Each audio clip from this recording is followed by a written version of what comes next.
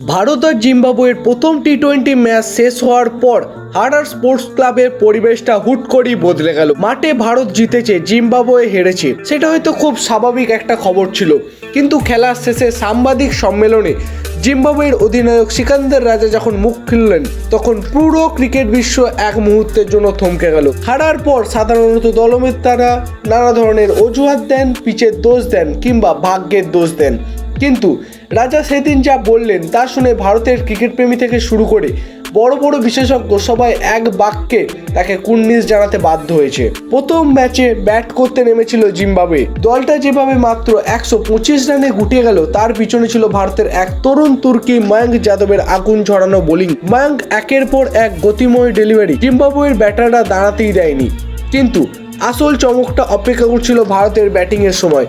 126 রানের লক্ষ্য তাড়া করতে নেমে ভারতের 15 বছর বয়সের বিস্ময় বালক বৈভব সূর্যবংশী যেভাবে খেলা শুরু করলেন তা দেখে জিম্বাবুয়ের বোলারদের হাত পা কাঁপার উপক্রম হয়েছিল।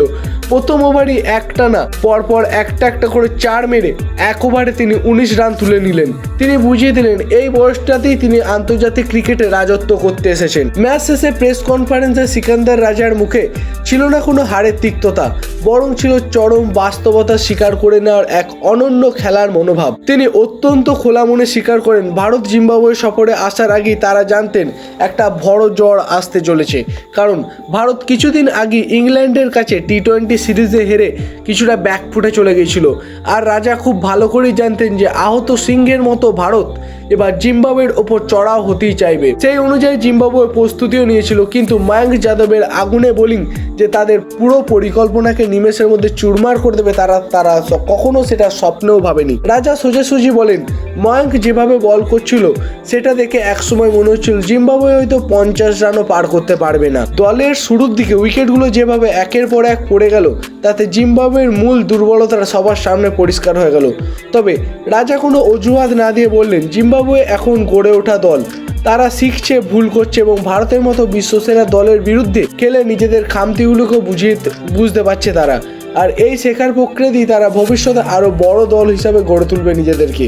কিন্তু সিকান্দার রাজার বক্তব্যের যে অংশটা শুনে ভারতের কোটি কোটি মানুষের হৃদয় ছুঁয়ে গেল তা হলো 15 বছর বয়সের তরুণ বৈভব সূর্যবংশীকে নিয়ে তার রাখা বক্তব্য। রাজা জানান আন্তর্জাতিক ক্রিকেটে একটা 15 বছর বয়সের বাচ্চা এই ধরনের প্রভাব তৈরি করতে পারে সেটা সত্যি অবিশ্বাস্য। যখন বৈভব ব্যাট হাতে নামেন তখন জিম্বাবুয়ের শিবিরের অবস্থা কেমন ছিল তা রাজা গোপন করেননি। তিনি বললেন, বৈভবের ব্যাটিংয়ের তাণ্ডব দেখে তাদের মনে হচ্ছিল ম্যাচটা 5 কিংবা 10 ওভারের মধ্যেই শেষ হয়ে যাবে।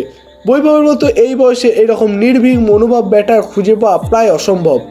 এই তরুণ তুর্কির ওপর কোনো চাপই কাজ করে না, সে শুধু নিজের স্বাভাবিক খেলাটা খেলে যায়। এই একটা ম্যাচে জিম্বাবুয়ের অনেক বড় শিক্ষা দিয়ে গেল বলে সিকান্দার রাজা মনে করেন। তিনি পরিষ্কার জানিয়ে দিয়েছেন ভারত দলের কাছে তাদের অনেক কিছু শিখিয়েছে এই হারটা, এবং নিজেদের দল ধাপে ধাপে তারা পরিবর্তন এনে পরের ম্যাচগুলিতে ঘুরে দাঁড়ানোর অনেকটা চেষ্টা করবেন। প্রথম ওভারেই বৈভব সূর্যবংশী ব্যাটিং দেখে রাজা এবং তার পুরো দল বুঝে গেল সিরিজের বাকি ম্যাচগুলো তাদের কপালে কি অপেক্ষা করে আছে। অন্যদিকে তরুণ বৈভব সূর্যবংশীর এই পথ চলা খুব সহজ ছিল না।